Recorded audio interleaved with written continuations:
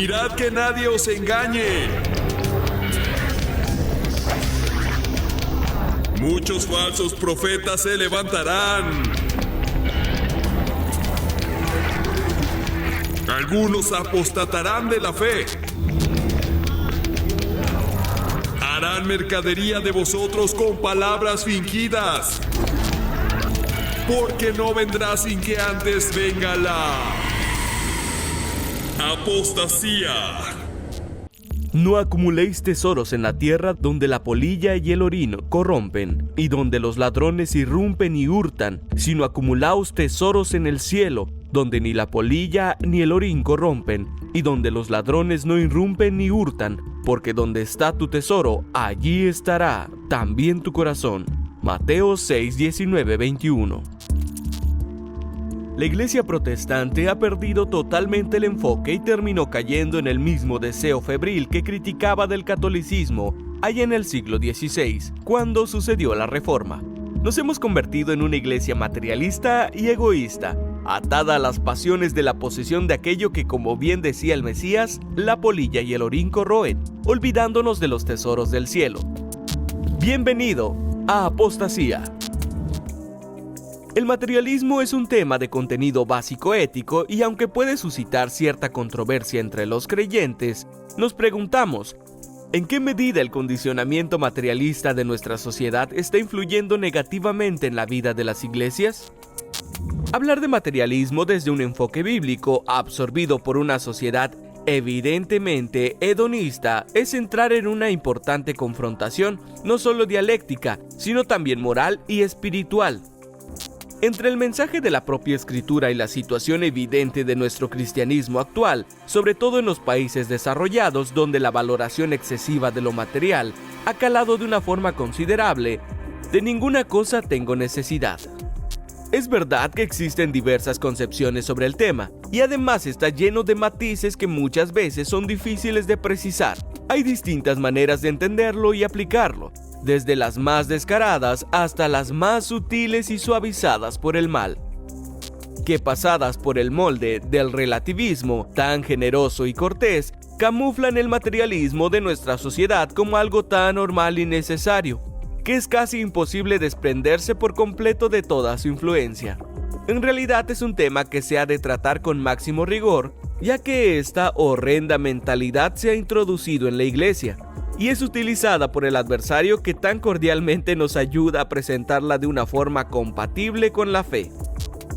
Y así es como su efecto devastador consigue ensuciar el testimonio santo de la iglesia, entorpeciendo la obra de Dios e impidiendo la extensión del reino de los cielos, el cual entendemos que trasciende a lo meramente material de este complicado mundo. Parece que hoy en día el cristianismo ha cambiado a Dios y ha dejado a nuestro Señor Yahweh para vivir detrás del materialismo, la nueva religión.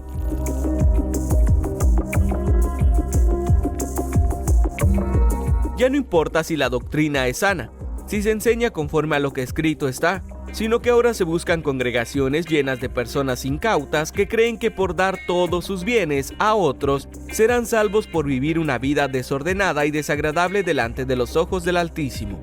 No saben que el que confía en las cosas pasajeras de este mundo caerá, pero el justo, el que vive conforme a la voluntad de Yahweh, ese vivirá para siempre.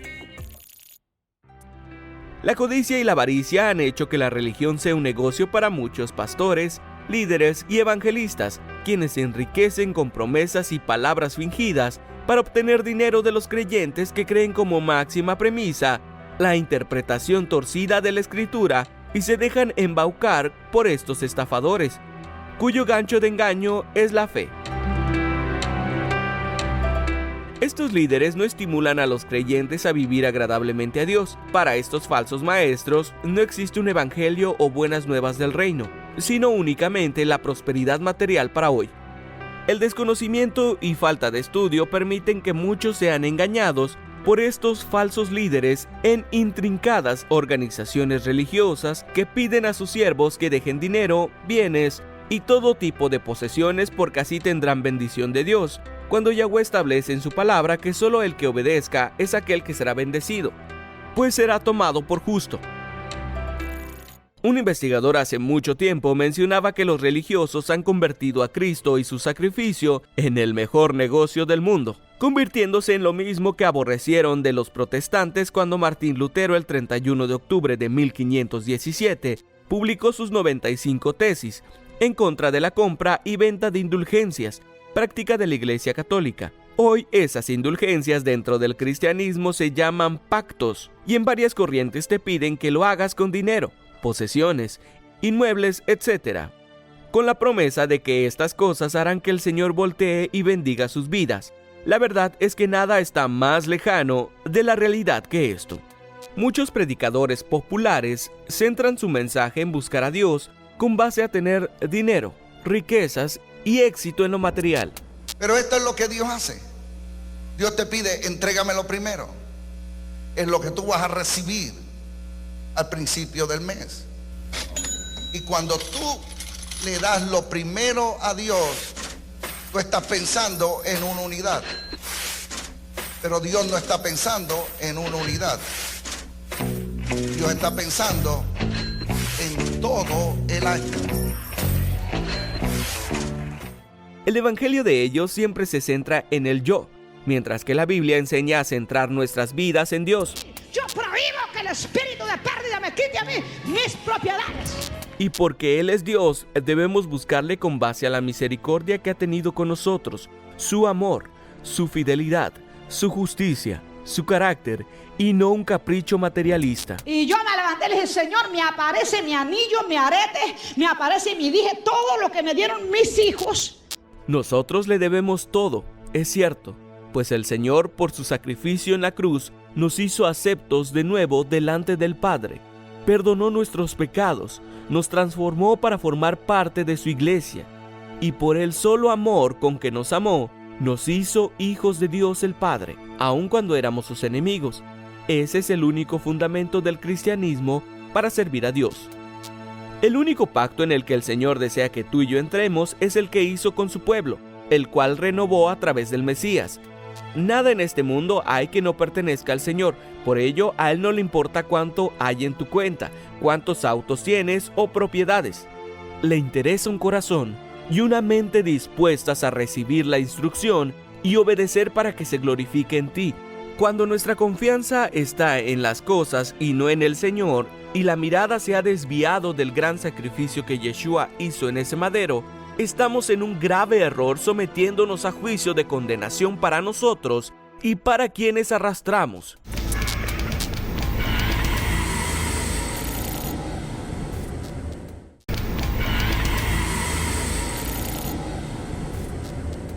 Muchos predicadores llenan sus iglesias enseñando sutilmente la falsa enseñanza materialista. Busca a Dios y te dará riquezas económicas. Que por cierto, es lo que la gente quiere escuchar, prácticamente tratando de creer que Dios es el genio de la lámpara mágica, sin comprender que el principio bíblico que Yahweh enseña es que busquemos su reino antes que nada.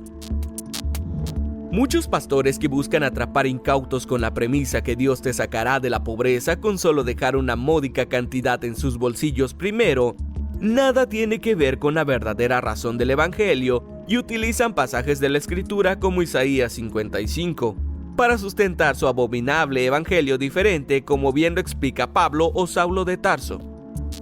Estoy maravillado de que así tan pronto os hayáis alejado del que os llamó por gracia para un evangelio diferente, no que haya otro, sino que hay algunos que os inquietan y quieren pervertir el evangelio del Mesías. Pero si aún nosotros o un ángel del cielo proclamara un evangelio contrario al que os proclamamos, sea anatema. Como antes hemos dicho, también ahora repetimos, si alguno os proclama otro evangelio contrario al que recibisteis, sea anatema. ¿Por qué? ¿Busco ahora el favor de los hombres o de Dios? ¿O busco complacer a hombres? Si aún complaciera a hombres, no sería siervo del Mesías. Isaías 55, 3 al 5 hace una clara referencia al pacto hecho por Dios con David, en el cual Dios promete que el reinado de su descendencia será eterno. Esto se cumple con Cristo, quien pertenece al linaje de David, pues vendrá con poder y gloria a reinar eternamente, hasta que ponga a tus enemigos por estrado de tus pies. Isaías 55 no está enseñando que los cristianos van a ser admirados ni elogiados como lo fue David, y mucho menos por sus riquezas materiales como pretenden enseñar falsamente algunos pastores o personas autoproclamadas apóstoles y profetas. Más bien, Dios nos advierte que seremos rechazados por el mundo a causa de Cristo y su evangelio. No obstante, la verdadera recompensa está en el cielo, junto al Mesías. Yahweh quiere que le amemos, le busquemos y le alabemos por el solo hecho de que Él es el Señor, porque ha tenido misericordia de nosotros. Nos han enviado a su Hijo para que tú y yo no recibiéramos lo que merecíamos por justicia. Porque aun estando todos destituidos de la presencia del Altísimo, por amor de sí mismo envió Yeshua a cubrir el pago por la pena que habíamos impuesto sobre nosotros mismos por desobedientes. Pero ¿cómo poder entender esto si estamos absortos en una religión materialista, donde el que tiene el mayor número de personas es el próspero, o se juzga la bendición de alguien por la cantidad de posesiones materiales que tiene? Cuando la verdadera bendición es que conozcamos al único Dios verdadero, y Él se manifieste en nuestras vidas. Muchos predicadores toman fuera de contexto la cita del profeta Ageo, el capítulo 2, verso 8. Mía es la plata y mío es el oro, dice Yahweh Sebaot. Y ciertamente todo cuanto existe le pertenece, pero en el contexto el verso se refiere a que la divinidad y la redención es suya, que Él es el que pone la paz en el corazón de los que en Él han creído. Sin duda alguna, Él puede dar riquezas materiales a quien Él desee, pero la verdad es que la palabra de Dios va mucho más allá del solo hecho de dar dinero. Ser rico para el Señor es estar lleno del Espíritu Santo, es desear en nuestro corazón agradarle con nuestra vida. De lo demás, Él se ocupa según lo desee y sirva para su propósito. No se deje engañar por los falsos predicadores que le dicen que estar llenos del Espíritu Santo hará que las riquezas materiales vengan al creyente como una especie de magnetismo mágico. Si el materialismo fuera el parámetro para medir la exoticidad de un ministerio dado por Dios, entonces muchos de los hombres que están en la Escritura serían un verdadero fracaso. Noé, por ejemplo, nadie creyó que lo que decía era cierto hasta que vino el diluvio. Y nadie sobrevivió. No se confunda con las tentaciones de Satanás. Escudriñe en la verdadera riqueza, la que está contenida en la palabra. Bien, y la pregunta a todo lo anterior es, ¿cuál es la relevancia de tener cuidado con caer en las doctrinas materialistas que anteponen lo que se tiene por encima de lo espiritual? Pues es sencillo. Una de las características de quienes viven bajo esta doctrina que nada tiene que ver con el Señor es que son tibios, y si prestamos atención, sabremos que estamos hablando de una de las 7 iglesias de las cuales habla Yeshua a través de Juan en el Apocalipsis. ¿Pueden descubrir cuál es? La respuesta es la iglesia de Laodicea. Yo conozco tus obras, que no eres caliente ni frío. Ojalá fueras frío o caliente. Así, puesto que eres tibio y no caliente ni frío, te vomitaré de mi boca. Por cuanto dices, soy rico, me he enriquecido y no tengo necesidad de nada, pero ignoráis que eres pobre, miserable, desdichado, ciego y desnudo. Yo te aconsejo que adquieras de mí oro probado por fuego, para que seáis rico, y una vestidura blanca para vestirte, y que no se exhiba la vergüenza de tu desnudez, y un ungüento para que unjas tus ojos para que puedas ver. Hay varias cosas importantes que tomar en cuenta. La primera es que a los tibios, ni fríos ni calientes, vomitará de su boca. En otras palabras, es desagradable y no tolerable. ¿Pero por qué lo llama así el Señor? Laodicea efectivamente era una ciudad rica ubicada en Asia Menor, específicamente en Turquía, entre las ciudades de Hierápolis y Colosas, fundada por Antíoco II, 261 al 246 a.C. Laodicea, una de las ciudades del círculo de las 7 iglesias que están en Asia, su riqueza se debía a que estaba en medio de una de las grandes rutas de comercio asiáticas, y esto le daba seguridad de prosperidad comercial. En Laodicea también se hallaba una escuela de medicina y de igual forma destacaba por la producción de colirio, un afamado ungüento para los ojos. Su gente tenía fama de ser muy presuntuosa por el estilo de vida que sus actividades le permitía tener. Aunque la ciudad también era conocida por el agua, se decía que era un agua tibia de desagradable sabor. Esto se debía a que dicho territorio estaba localizado entre Hierápolis y Colosas. Ambas ciudades eran conocidas por la pureza de las aguas que corrían a través de ellas. Hierápolis tenía una fuente termal que era considerada medicinal. Colosas, por su parte, era famosa por sus aguas frescas y cristalinas que bajaban de las montañas. La Odisea, en tanto, tenía mala reputación porque no tenía agua. Era recordada por su agua tibia y sucia, el agua tibia que los visitantes casi inmediatamente escupían después de probarla. Es curioso que, a pesar de ser la ciudad comercial más rica de Asia Menor, era la más despreciada porque su agua era sucia y tibia. La gente prefería ir hacia las aguas frescas de Colosas o hacia las medicinales termales de Hierápolis.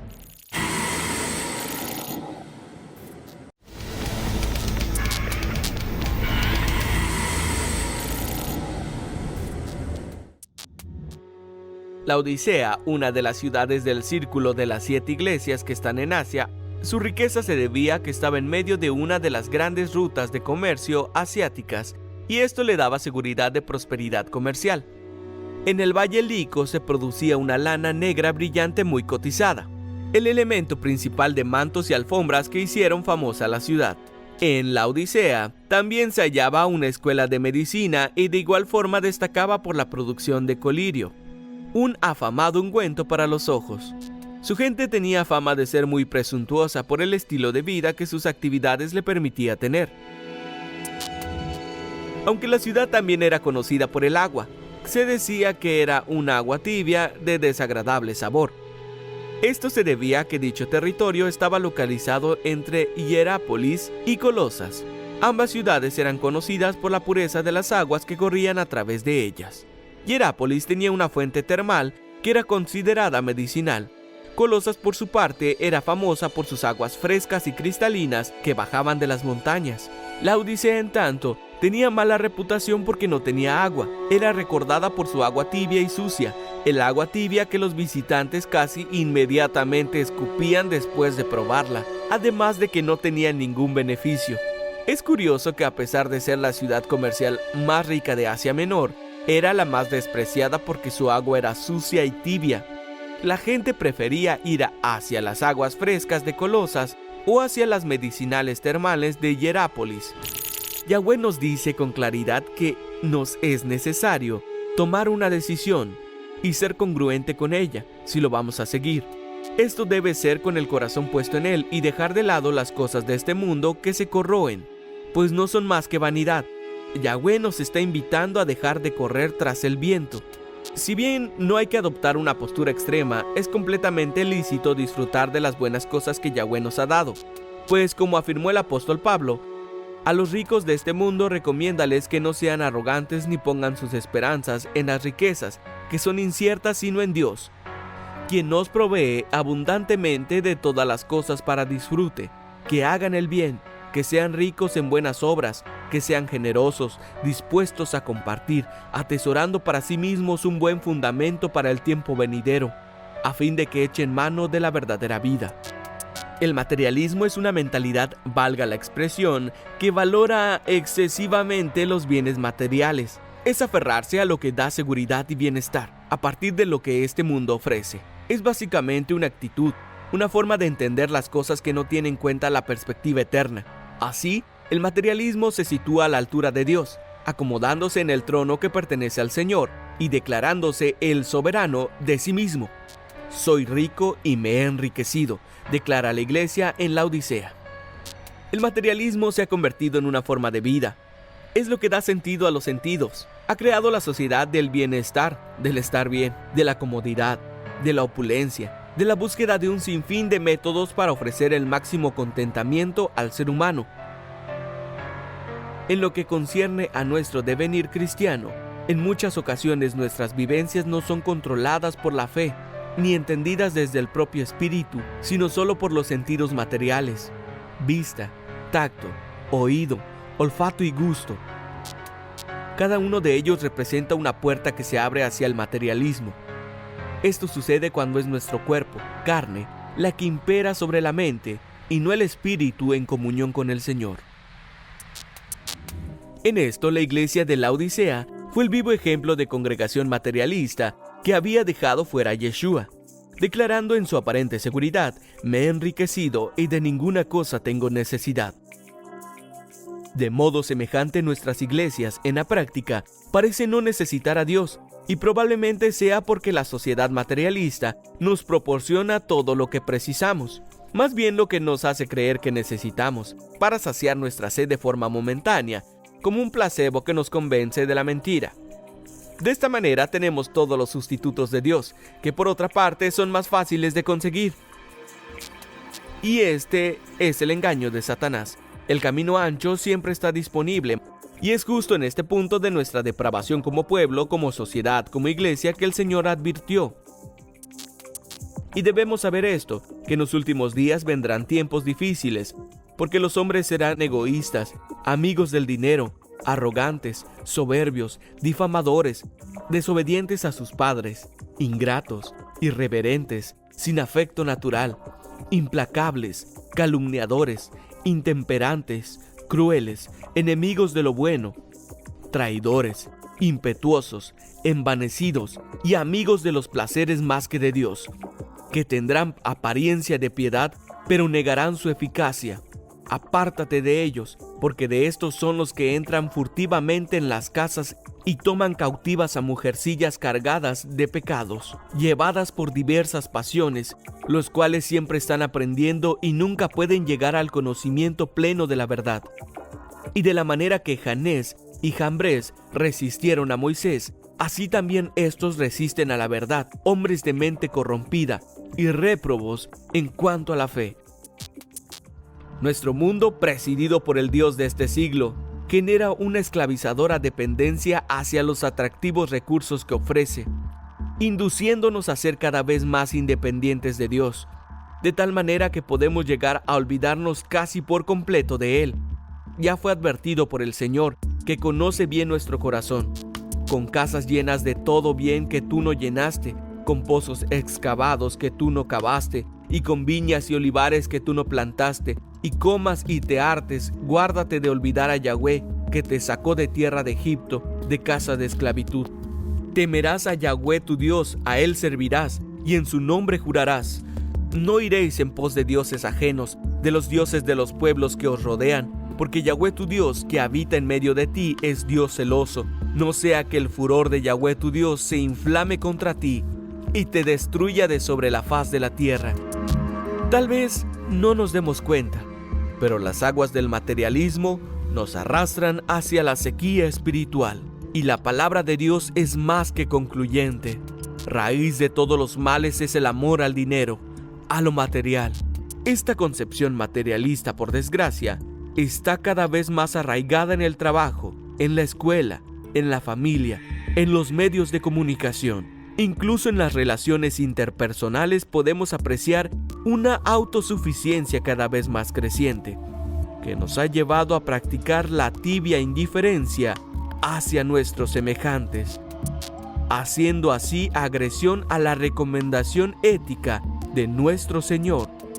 Al que quiera ponerte a pleito y quitarte la túnica, déjale también la capa.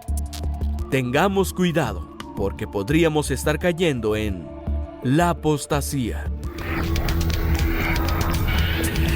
Apostasía.